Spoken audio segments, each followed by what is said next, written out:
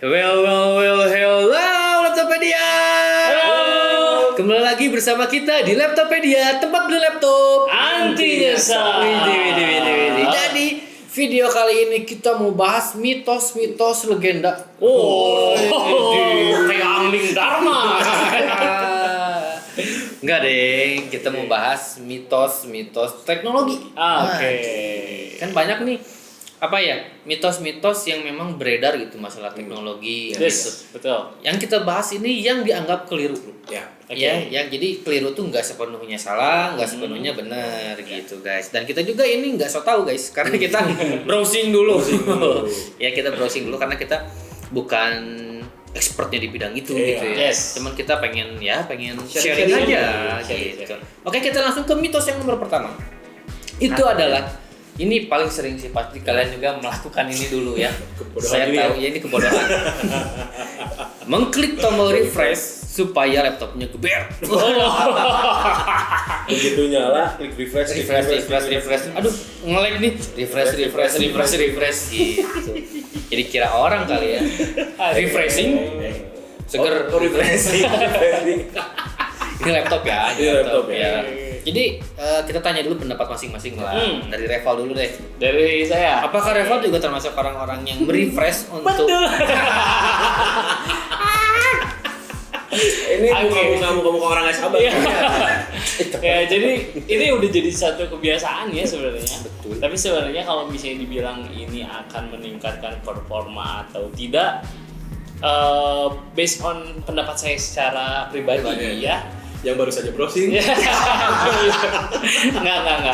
Ini memang sebelum browsing juga saya pikir refresh itu kalau untuk mempengaruhi performa kayaknya jauh banget. Ya, jauh banget. Karena kenapa? Performa itu tetap balik lagi ke si prosesornya apa, gitu ya. Jenis storage-nya apa, RAM-nya juga berapa? Jenisnya macam-macam, ya speed-nya juga macam-macam gitu. Jadi untuk performa refresh itu kayaknya enggak berpengaruh gitu. Cuman memang udah jadi kebiasaan termasuk saya juga gitu. Itu sih. Oke, dari Reval ya. Ya. Jadi, Abah Udah jawab semua sama Reva. Dijawab semua. Hidup aja. Biar aman ya. Oke, jadi kenyataannya adalah banyak orang-orang yang melakukan refresh. Ya ini udah menjadi mitos, bukan mitos lah, kebiasaan lah ya. Kebiasaan. Bahkan saya sendiri juga sering melakukan itu. Baru nyalain, refresh dulu. Ya. Kasian kan takutnya laptopnya stres. refresh. Ya. Kalau saya mah sering refresh jadi acuan aja sih, meskipun memang tahu itu nggak bakal mempercepat performa, cuman jadi acuan gitu. Kalau misalnya memang nge-refresh itu kan kadang kalau lagi lemot nge-refresh juga lama gitu. Iya. Ketek hilang dulu icon-iconnya baru keluar lagi. Itu kan berarti lagi lemot gitu si laptopnya. Nah, saya suka refresh biar kelihatan nih apakah memang dia udah stabil lagi atau belum. Udah respon atau belum. Karena buat nge-refresh itu untuk sebuah laptop atau software itu ringan banget gitu kan. Kalau nge-refresh aja dia lama berarti laptopnya memang lagi sibuk gitu, lagi overload lah, lagi overwork gitu ya. Nah, kalau misalnya udah lancar berarti laptopnya udah agak respon gitu. Jadi sebenarnya fungsi refresh itu apa sih? Fungsinya dia adalah untuk merefresh icon, memperbarui tampilan desktop gitu. Jadi kalau teman-teman misalnya udah ngerubah-rubah shortcut, kadang shortcutnya kan suka acak-acakan, begitu kita refresh biasanya dia langsung nge-range sendiri, atau lebih rapi gitu. Atau mungkin ganti wallpaper, kita udah klik ganti wallpaper, tapi wallpapernya kok belum ganti-ganti nih, nah baru diklik refresh biar ganti gitu. Jadi nge-refresh tampilan desktop sebenarnya. Jadi nggak mempengaruhi ke performa guys. Jadi itu adalah mitos. Jadi teman-teman ya, itu tadi info adalah refresh adalah untuk menyegarkan tampilan desktop. Oke, jadi itu mitos ya. Yang pertama. Yang kedua adalah Mac tidak akan terserang virus. Sebagai pengagum Mac. Ya. Bagaimana komentar bapak-bapak? Emang ngagumin aja sih. Ngagumin ya. Belinya nggak sanggup. nggak sanggup guys. Aduh. Bener gak sih itu si Mac tuh memang gak keserang virus? Dulu saya sempat beranggapan iya, karena kenapa harganya gitu loh. Masa masih keserang virus, tapi ternyata enggak juga. Gitu. Yang namanya hardware atau software kan itu dibuatan manusia. Yes. Ya. Betul Bang. Apa yang dibuat manusia bisa ditembus oleh manusia. Betul. Gitu guys. Jadi bisa keserang virus. Iya. Jadi itu mitos juga guys. Karena ternyata dari beberapa blog yang dibaca juga, ada blog, ada website yang dibaca juga, ternyata sempat ada yang yang menyamar sebagai spyware, namanya Mac Defender. Waduh. Itu Mac malok-malok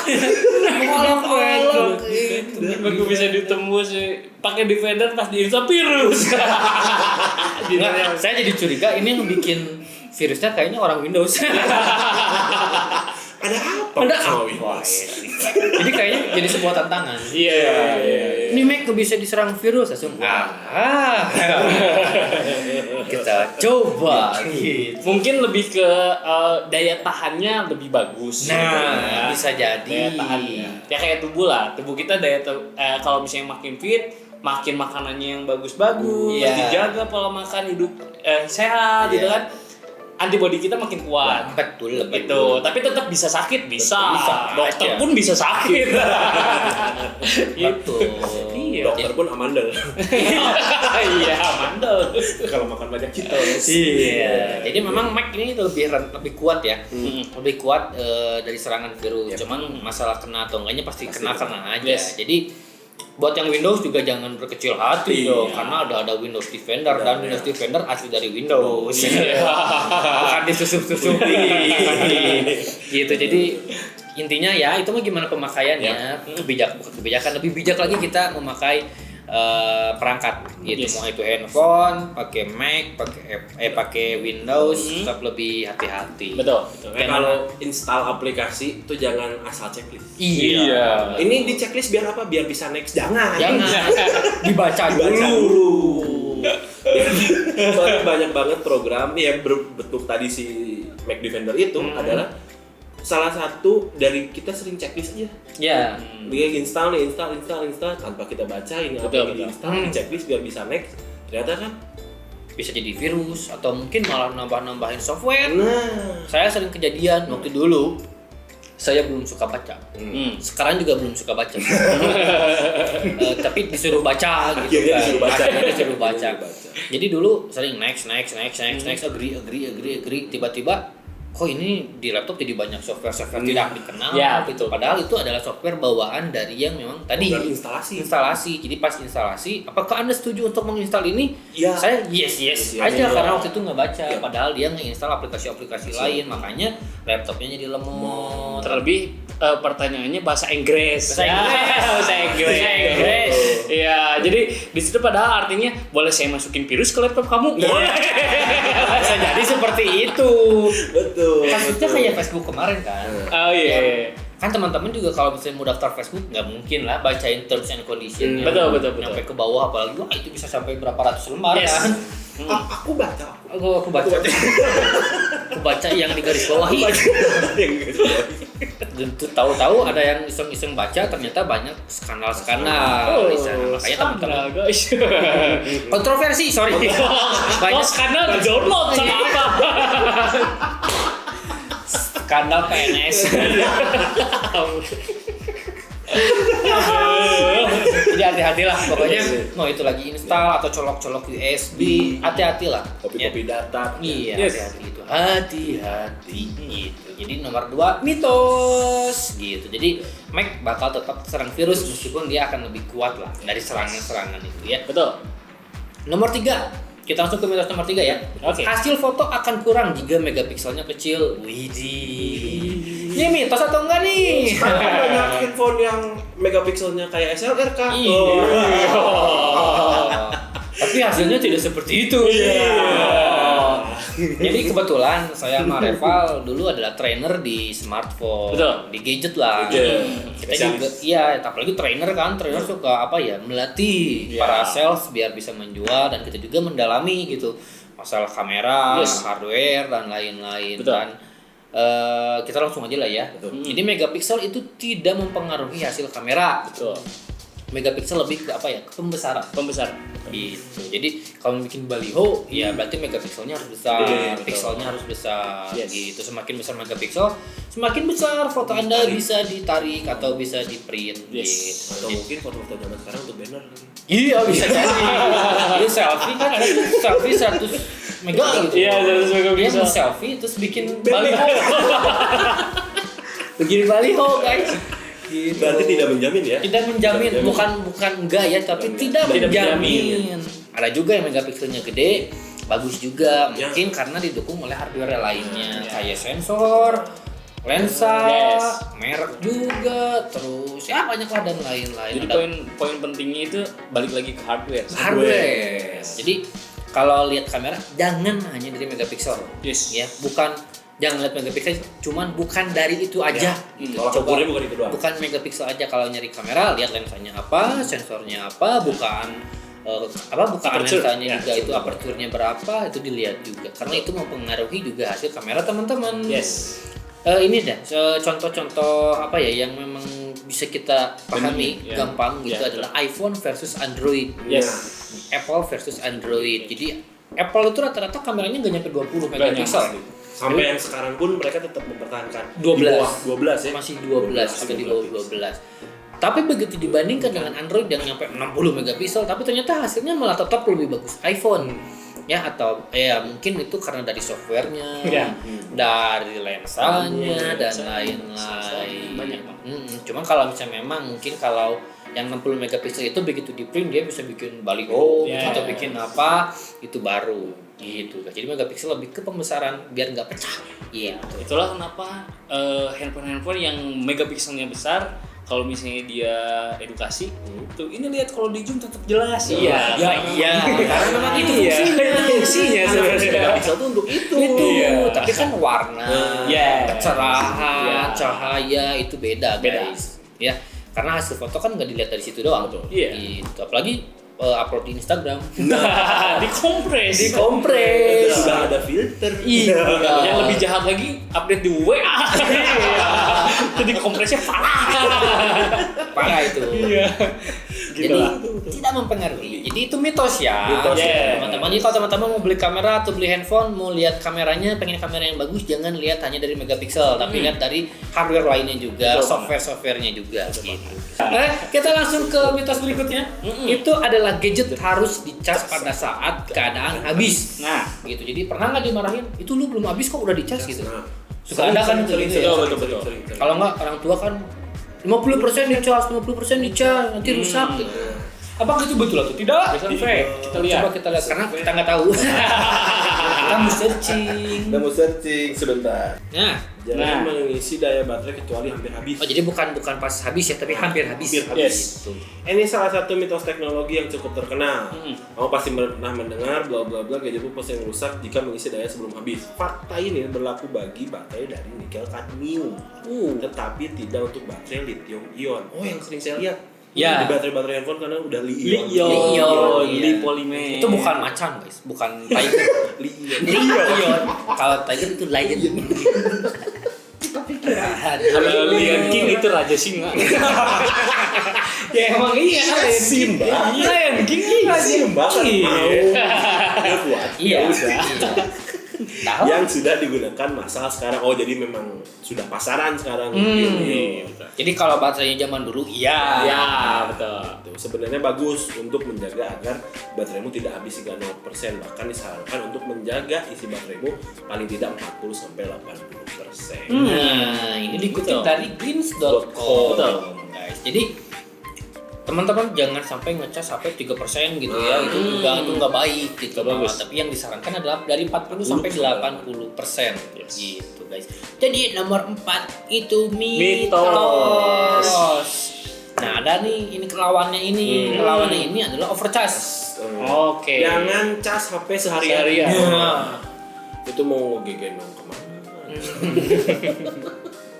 Ini. Nah. Oke. Mengisi daya terlalu lama merusak baterai. Katanya Smartphone perangkat modern lainnya menggunakan baterai lithium ion seperti yang tadi bilang. Baterai ion sudah cukup canggih untuk menghentikan pengisian daya ketika baterai sudah penuh. Jadi mitos teknologi yang satu ini salah karena sebenarnya tidak ada resiko gadgetmu akan rusak ketika terus diisi daya seperti yang sering dikatakan banyak orang. Kerja saja. Lebih baik memang kamu hentikan karena ini hanya akan membuat tagihan listrikmu naik. Jadi mitos ya. Mitos. Jadi kalau misalnya baterai teman-teman udah Lion, dia udah cukup canggih. Katanya kabarnya kalau misalnya overcharging itu bikin kembung katanya. Masuk angin kali. Masuk angin. Ya, bisa jadi. Ternyata enggak ya. Enggak. Jadi Kalau baterai zaman dulu ya. Karena kan dulu waktu zaman-zaman baterai Nokia tuh cinit-cinit sering cinit gitu. Iya. Banyak banget yang hamil. Itu Itu karena memang overcharge. Tapi kalau yang zaman sekarang kan udah smartphone. Jangan kan dari baterai dan softwarenya juga dia udah mendeteksi kalau misalnya udah 100% stop. Stop charging langsung otomatis.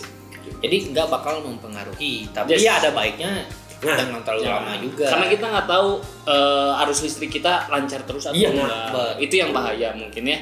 Jadi kalau misalnya overcharge, kita lagi tidur tiba-tiba ada arus listrik yang tidak baik, tersalurkan ke handphone dan akhirnya bikin konektornya rusak, nah itu mungkin. Iya. Betul.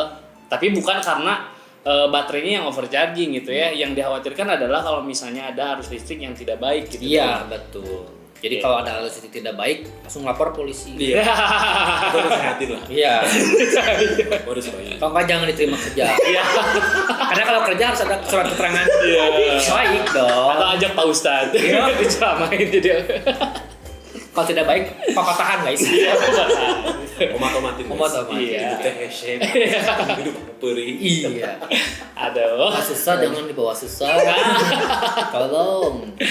Jadi tadi masalah baterai hoax ya. Tidak sepenuhnya benar lah.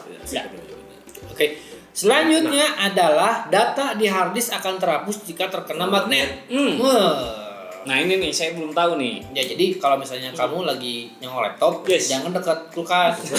Banyak magnet. Kan banyak magnet kan. Nanti tiba-tiba hilang datanya ada di kulkas. Dibuka Excel, dibuka PDF. Mending kalau itu. Coba kalau yang di hidden. Iya. Dibuka. Tapi boleh juga ditempelin ke headset.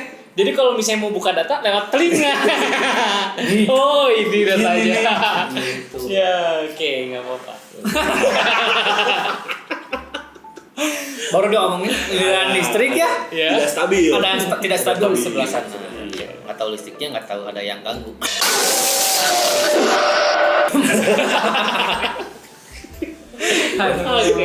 Jadi gimana tuh magnet kita? PC maupun portable memang memiliki resiko kehilangan data akibat pengaruh magnet. Namun salah satu mitos teknologi yang mengatakan bahwa magnet dapat menghapus data di hard disk ternyata merupakan anggapan yang menyesatkan. Karena tidak sepenuhnya benar. Tidak sepenuhnya ya. Mengapa demikian? Karena ada hal yang harus diingat. Kalian membutuhkan magnet yang memiliki kekuatan yang sangat besar, seperti apa yang terdapat di mesin di MRI, jika menghilangkan data atau menghapus data dari hard disk. Jadi tidak sepenuhnya benar.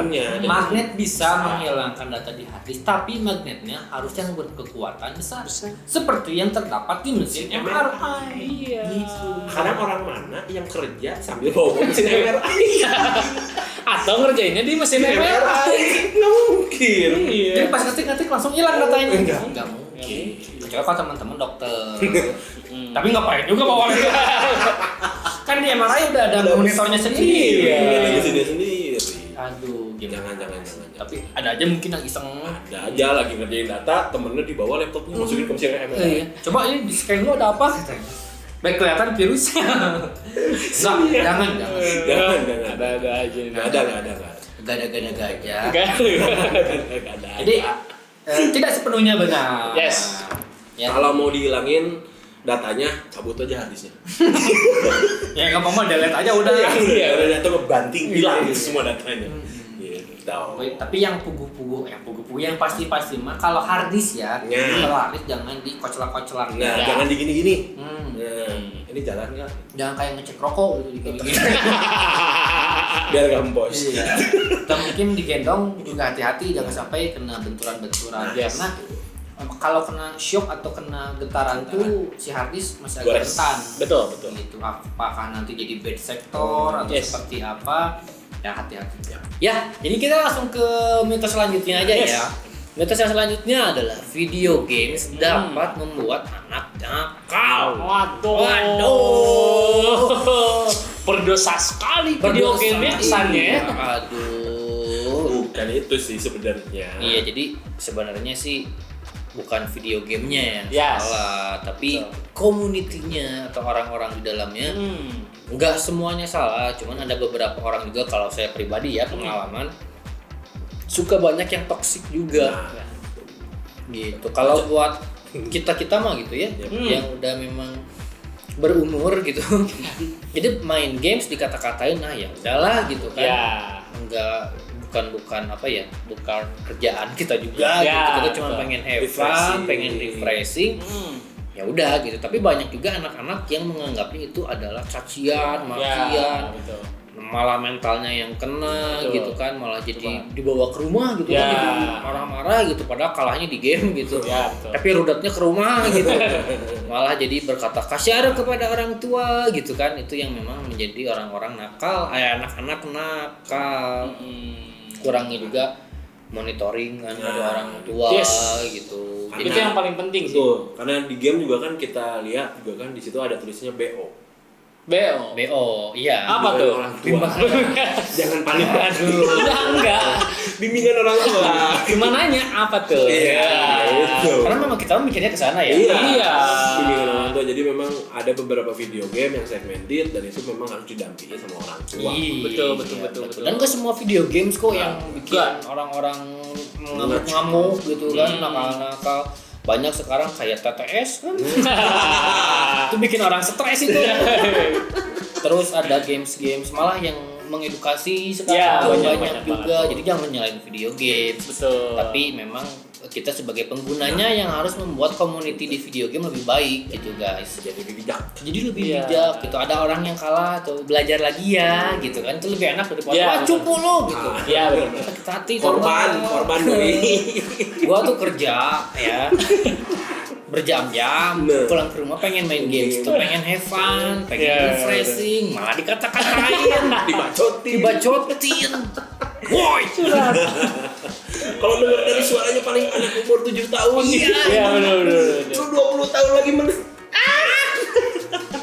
Cuman itu sih ya, kalau kita mah nggak apa-apa sih, kalau misalnya saya pribadi kata-katain nggak apa-apa, cuman memang kesel ada sih ya. Cuman kalau ada orang-orang ada yang menganggapnya itu malah jadi ya itu tadi cucian, makian gitu kan, malah jadi orangnya apalagi malah jadi dicontoh gitu. Nah, yang namanya toksik kan itu menyebar. Menular. Betul. Jadi itu toksik, yang ini sakit hati jadi malah toksik ke orang lain gitu aja terus gitu kan. Tapi kalau misalnya teman-teman menyebarkan kebaikan, itu bakal memang tidak akan ada hentinya untuk terus terus menular kebaikan itu. Dan jadi daripada menularkan keburukan, lebih baik kebaikan. Apalagi sekarang malah yang toksik tuh malah bocil-bocil sebenarnya. Makanya adik-adik main games aja, nggak usah jadi bacotin orang lain. Ya, Secukupnya aja. Iya, namanya juga games, permainan kan buat main itu buat have fun, hiburan gitu. Bukan malah jadi emosi. Malah emosi, malah ngata-ngatain orang gitu kan. Gitu. Kalau misalnya kalah ya udahlah gitu kan. Kalau misalnya pengen dapat temen yang baik ya udah aja temen-temennya ajakin gitu. Ya yang jago-jago. Jadi bukan malah jadi toksik gitu di gamesnya, malah ngata-ngatain orang. Ya tuh belum tentu anak itu sama orang tuanya pernah dikata-katain. Kalau dikata-katain gitu kan. Kalian bilang gamesnya di games dia cupu. Siapa tahu dia juara matematika kan? Mana? Siapa tahu dia udah nggak minta uang sama orang tua. Bisa jadi. Iya kan ya. Bener. Malah games juga sekarang malah bikin mata pencaharian baru. Betul banget. Udah ada kompetisi gitu kan. Jadi kalau misalnya teman-teman suka games, berlatihlah secukupnya, sewajarnya. Kalau misalnya memang kalah ya latihan lagi gitu, bukan malah ngata-ngatain orang lain gitu. Guys, jadi semuanya tadi kita menyampaikan mitos teknologi. Balik lagi ke teman-teman, bagaimana penggunaan, karena yang namanya teknologi juga itu gimana pengguna. Betul. Iya, bukan gimana yang buat gitu kan. Meskipun memang yang buat juga kan udah ada ketentuan dan lain-lain ya. Cuman penggunanya juga harus bisa lebih bijak lagi dalam menggunakan teknologi, apalagi teknologi baru gitu ya. Itu tetap harus berhati-hati. Oke, gitu aja teman-teman. Kembali lagi nanti di video-video selanjutnya di Laptopedia, tempat beli laptop anti nyasar.